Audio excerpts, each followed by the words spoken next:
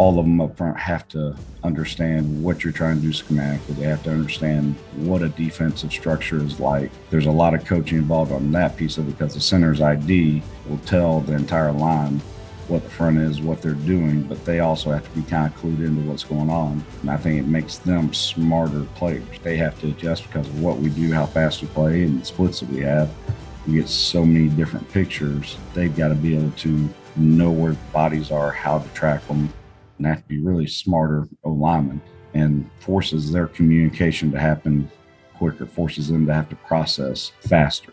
It does force guys to be really, really in shape O-linemen, and if you have to be a smart in shape offensive lineman, hell, that ain't all bad.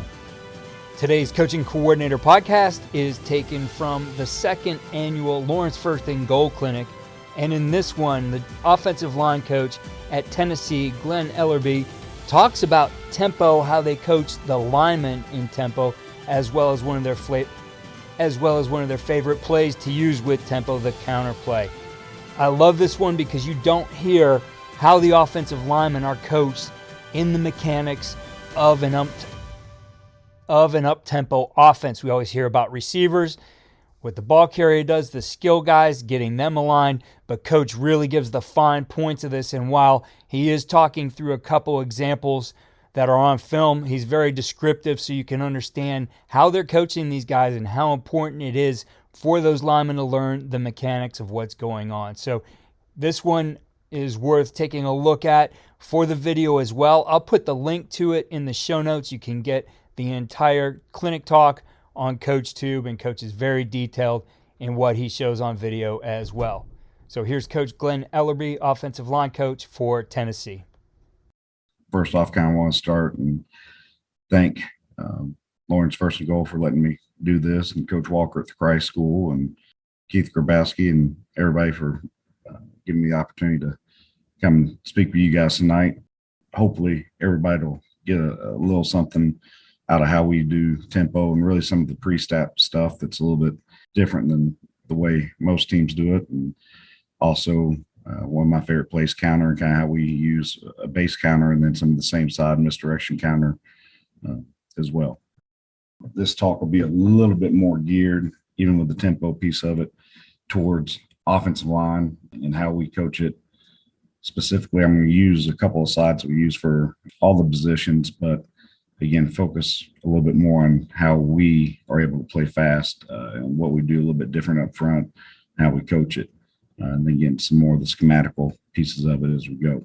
Really, for us, why tempo is one, I feel like just up front gives us a huge advantage blocking defenses, blocking D linemen that don't have their hands in the ground or are tired. Like you go up to any offensive lineman, you ask them, man, do you want to run block a 3 technique that has his hand in the ground and is been resting for 30 seconds after a huddle, or try to pass block a defensive end that's doing the same thing? And once they get a chance to do it versus a guy that's tired or not set, even though sometimes IDs and things like that can be a little bit more difficult, boy, it's well worth it. Plus just the simple mathematical fact of, man, the more times you snap the ball, the more chance you have a chance to gain yards and score. And I think it can create opportunities that for guys that typically aren't as talented as the dudes across from it. We do try to play as fast as we can for our skill guys, and you'll see it as the slides keep on going. It's about them getting lined down, getting their eyes back as soon as the ball's over to the signaler and kind of moving to their position. And we try not to move them much on the field, call plays that'll move them during the play if we want to change formations versus actually calling new formations. But that is a big piece of it. And really, we try not to sub and just give guys breaks where they need them based off signals that come back to us. Hey, this receiver's gas. Let's not take the ball towards him. Let's run it or throw it a different direction and try to take some of that off of. For us up front, again, kind of the benefits of it. And I think when you're teaching one, all of them up front have to understand what you're trying to do schematically. They have to understand what a defensive structure is like. There's a lot of coaching involved on that piece of it because the center's ID and we'll talk about it here in a second, like his combination call will tell the entire line what the front is, what they're doing, but they also have to be kind of clued into what's going on. And I think it makes them smarter players. I think they have to adjust because of what we do, how fast we play, and the splits that we have. We get so many different pictures. They've got to be able to know where the bodies are, how to track them, and have to be really smarter linemen, and forces their communication to happen quicker, forces them to have to process faster. And really at the end of the day, even though we can't spell the word shape, it does force guys to be really, really in shape linemen. And if you have to be a smart and shape offensive lineman, hell, that ain't all bad. So getting into a little bit more specific of how we actually line down and play a whole lot faster. For the center, and I've got some clips of how we coach it, and we'll get into questions that people typically have, like, man, how do you actually coach tempo? How do you practice it? Really, it's a scrimmage environment. It's coaching these mechanics from that continuous tape. But the center, first thing that'll happen as soon as the ball breaks, where really it's any ball, he doesn't know where exactly it landed. He's going to obviously know where it ended up. Like if the ball ended up outside the left hash, he's going to track it down the left hash, look to the line judge, and try to find that intersection of wherever the ball landed on this side of the hash to where the line judge set his foot, and he's going to set his feet and kind of get a feel for where that line judge is, where the ball's going to be spotted. And typically after a while, they get pretty damn good at it. So you'll see the way we coach it, where the center's going, guards and tackles, man, their only job is to find the center. Center should be working his way to the ball where that intersection is going to be. Where I think we are unique in some of the skill positions, again, won't touch on it as much, but the ball, they know where it gets tackled in terms of the line of scrimmage. So if anything's what ends up being a gain forward, they're going to always find the umpire, try to get the ball back into him no matter where they catch it, who runs it. If it's a positive play, the ball is ran and soft tossed back into the umpire. For whatever reason, it's a run and it's a negative play. We coach the running backs to know the center judge is always coming over his left shoulder, so he should get up, look to his left, and try to get back to the center judge as fast as possible. With the skill doing that piece of it, kind of helps the offensive line do their part of it. And for us, I'm going to put these scrimmage clips up and overlay so it makes it a little bit easier to see. But yeah, we'll practice fast at practice in a tempo situation. We've got some cards and 3-play sets and give the defenses those 3 plays that we want them to do different looks, and we'll practice tempo that way. But really the way we learn to play fast is off of any scrimmage model or any true team versus defense where we're setting the ball. We always have a continuous tape, and then we splice the tape and coach off it. And really, I've got about 6 examples of what we would do after a very first scrimmage. I think this is our first scrimmage from spring at Tennessee, and just probably don't have good examples of it, but how, man, we coach them to get better. And then by the end of it, they kind of understand what's going on and what's being asked of them after the play ends. So essentially play ends, and you can see, I think this is our center, right? And the comment for him was, man, you're not finding the side judge. He's sitting here he's looking at the official. Well, hell, the line judge is here. If he just would actually look over to the left, he'd already know where the ball's going to be spotted. He could get his feet in the right spot instead of having to chase the ball up to where the official is, and now actually cost us another extra second of getting set. Won't focus as much on the skill guys as possible, but like my man here, not right. We have all of our eyes back to the sideline, to the signal, guys moving to get set. Another example, again, just as you'd be coaching it through and like pulling different plays, would be like you'll watch our right guard here. So play goes, play ends. The center actually does a decent job. You can see him look over here, try to find where the line judge is going to be. He is setting his feet. This slappy is just looking where the ball is, has no idea what's going on, where he ought to be finding the guard and then also finding the center so he can get set. Center already knew. He's actually done a really good job of knowing where the official's going to spot it based off the side judge. Everyone else is waiting on him. If he's where he's supposed to be, we have a chance to snap it even faster. But like doing those type of things, I think give us a little bit of advantage that you're teaching, hey man, you see this? This is what's happening. This is the reason we're taking too long. Kind of another example from the first scrimmage that you'd cut out and talk to guys would be, man, center, ball breaks here. I'm chasing it, but I'm trying to get set again. Here's the officials. I never looked at it.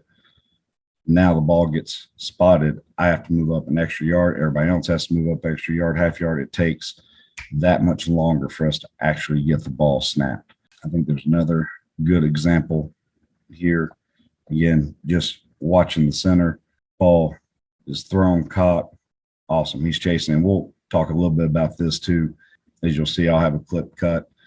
I think another way that you play fast and probably is sin in football for a lot of people. And man, I totally get it, especially online coaches, because you want guys to go play balls on fire and try to kick the ever living piss out somebody and play with great effort the entire time. But we do coach, man, if a ball's thrown 10 yards down the field, right, we should never cover it at an angle. We always should cover straight down the hash to where the ball is. Don't have wasted movement. Obviously, if you're in the fight, be in the fight. When I say the fight, like if I'm a left tackle and left guard and it's a screen, man, I'm gonna go over there and do everything I can to be in the fight and help the ball carrier. If the quarterback ever has the ball in his hands, I'm always protecting him. Doesn't matter where he's on the field. There is no shut off switch. And then if it's a run play, obviously I'm finishing until the ball's tackled. But where passes are thrown, they're thrown way down the field. And man, don't waste the effort to cover to the sidelines. But giving back to the example of the center, he never, like I'd be all over Coop's ass here, he never looked at the official, never looked where it was going to be spotted. And again, he's getting his feet set. Well, hell, he's off by a yard. Everybody has to move up. Kills us tempo-wise as far as getting this ball snapped. This would be an example of coaching a coverage pattern. Man, ball's completed way down the field. JC does a great job. Like, I'm running – he thinks he's giving effort. He thinks he's covering this way. Well, really, as small of the things that sounds like, he has to go here. Then he has to go back to the hash. We're trying to shave as much time as possible off of it. And because you're playing fast, you're trying to conserve as much energy as possible. Hell, take that extra bend out of it. It's thrown down the field, cover straight down the hash. We're going to be able to be set so much faster, so much more efficiently. Now, he does do a really good job. You can see him looking, finds where the ball's going to be spotted, goes, he's looking the whole time, sees where it is, gets a feel for where it's going to be. And now as soon as it's spotted, he's able to snap his feet and get set. Everyone can coach the rest of these four guys that they got to haul ass and get down there. That's not as big a deal. But the process of it, I do think is important. Thought this was one really positive clip that why you do what you do. The center sees right here that official marked him out of bounds, right? And I'm sorry, I got lost there, but you'll see Coop right there, right? So ball goes, he's over it. He sees it's marked out of bounds. You can see him peek back, sees the official, immediately hangs a left, goes, looks back again, see where the official is, has set his feet. All these yahoos think the ball's broken wherever it's going. Man, if you'll just go find the center who's trying to find the line judge, how much faster we'll be able to get set and snap the ball, it'd be crazy. Now, like those clips really, really, really end up resonating with the guys.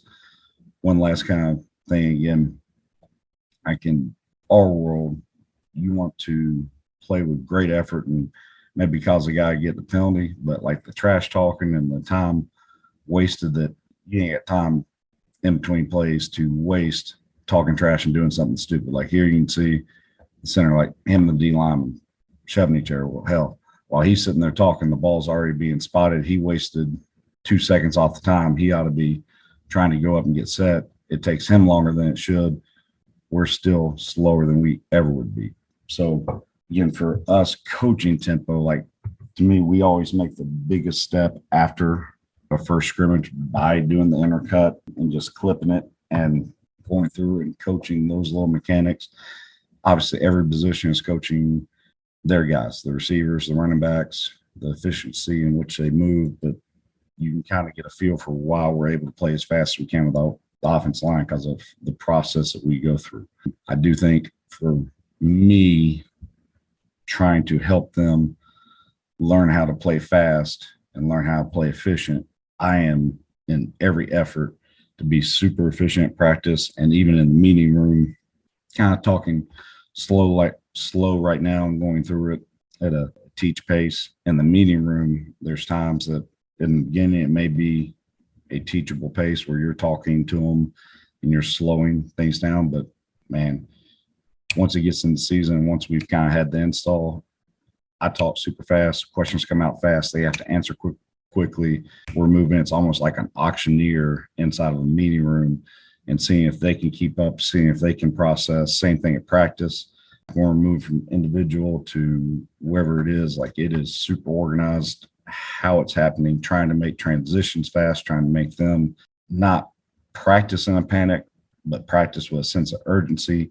And with that, like design, script every rep that they could possibly have at practice. And I have somebody that helps me that, man, lets them know when the next group will be in, but kind of the flow of a transition, because there is no like ones, twos, threes. It's, man, these guys are up, these guys are up, these guys are up, and they know it. And it kind of makes it go really, really, really super fast, gives them a sense of urgency to it. I do think for us, the way, obviously, when we're just practicing against each other, when we do group run, group pro, something that I've found to make us faster, help us call plays, and help the defenses get set and get actual looks.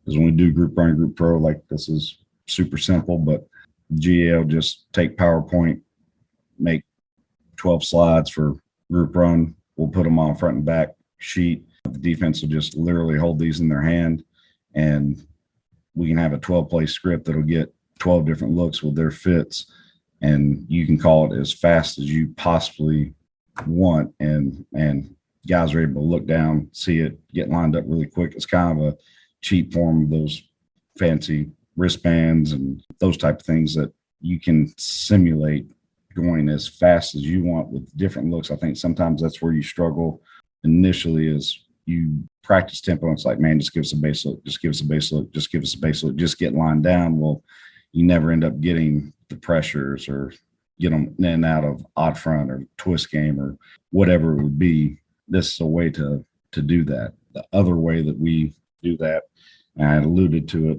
a little bit earlier, is we'll do a lot of cards where it's slowed down, where it's just show the defense, line down, run the card.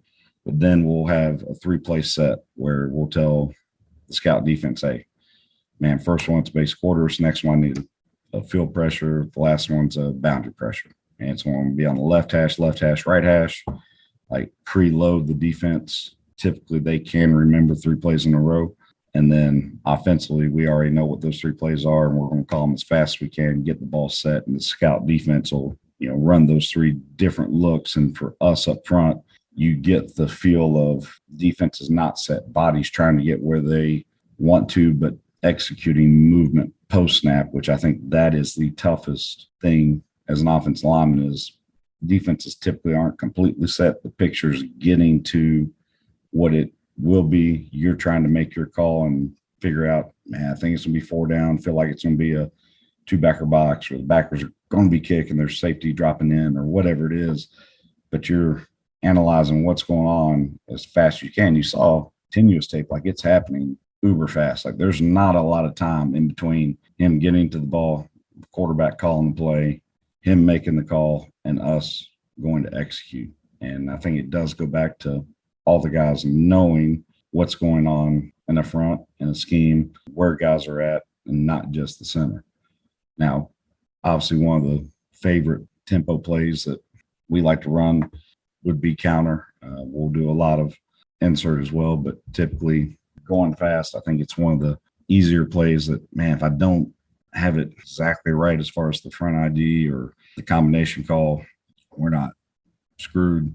We can still go run counter at a really high clip. And I'll talk about kind of our base counter, go through the fundamentals of it. And then we have one where we actually, the tight end, people have cloned and copied us and do it a lot more now, but the same side action where the tight end, you'd be running counter left and he'd start on the left, 3 steps to the right and come back. And we'll kind of get into that for the last part of the clinic. But for us, teaching counter, like I said, in tempo, there's not a lot of combination calls.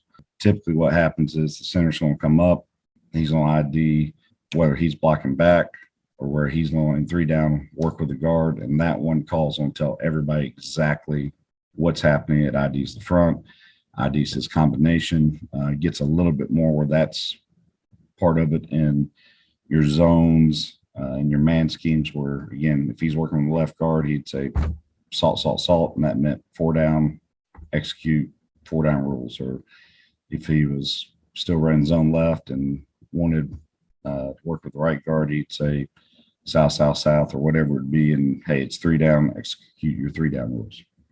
But that being said, for us, counter, that's where it'll kind of start. The center's going to get set. He's on ID. Man, is it 4 down or 3 down? Well, what are our base rules? And from there, we try to get as technical as we can with the fundamentals of how we actually block it. We're a little bit different than the fact that, yes, everybody is, man, if it's 4 down counter, left guard and tackle, you guys are going to work a double, where you call it deuce, a tag, whatever your terminology would be, to that second back on the box, which is his rule. But we're a little bit different in the fact that, man, if I'm a tackle and there's a B gap player in 4 down, there's a 3 technique, I'll run into the double and we'll watch a little tape on that, exactly what I'm talking about. And if it's not a 3 technique, we'll do a gallop through the gap, expecting movement, and then climb to our backer. Where I also think we're a little bit unique is that typically on that double, whoever ends up being the climber to the second backer, right or wrong, probably get booed out of a clinic for this, but most people would aim, if you're, say this picture over here to the right, if you're a right tackle and you're you got to clean climb the 2-eye stay to 2-eye, and you're trying to get to the mic, you would typically aim to the play side number. For most people, we actually aim backside number, so the left side of that mic in this picture.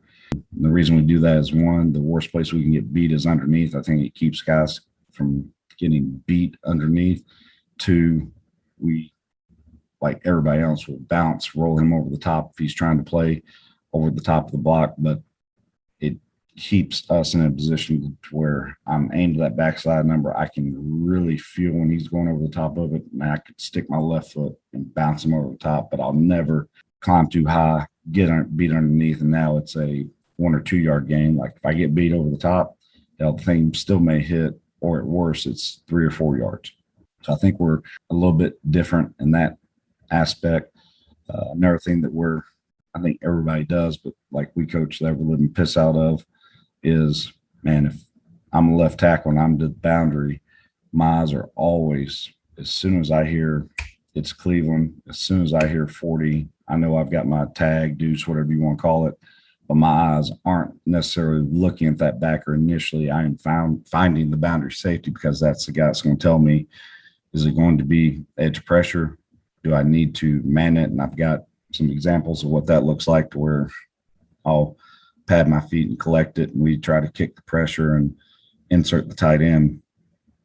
But like training the crap out of their eyes, that I think so many times young tackles, they hear, man, it's deuce, and all they're going to look at is that double team to the second backer. Their eyes are going to be locked in here. They're never outside. They never feel edge pressure. And then when it does become edge pressure, they try to do that deuce and they get hit inside the ear, and it's just crap rotten. So that's something that's a little bit more unique for us in the way that we coach it. The back block, only thing that we'll coach a little bit differently is taking the centers. Again, he's on step to get his hat across, especially if you're an upfield penetrator. If you're a read technique, we won't be quite as far. but we'll coach that backside hand to go through his hip up to the armpit so we can keep him pinned in there. And then we'll do some rip. We feel like we're going to get beat over the top. The gap hinge, I don't think we coach necessarily unique from anybody else. The pull, we do coach a hair different at times. One, I like guys to know where it's 3 down or 4 down. I think in 4 down, you're guaranteed is probably a strong word, but a higher likelihood of creating a double and creating movement. So I can be more into the line of scrimmage when I pull. Always pull and put my hat inside, use low hands and try to really just bottle vice that defensive end. And then being aware when we get to 3 down that if it is 3 down, being a little bit flatter in my pull because the tackle may not get as much movement on a 4-eye.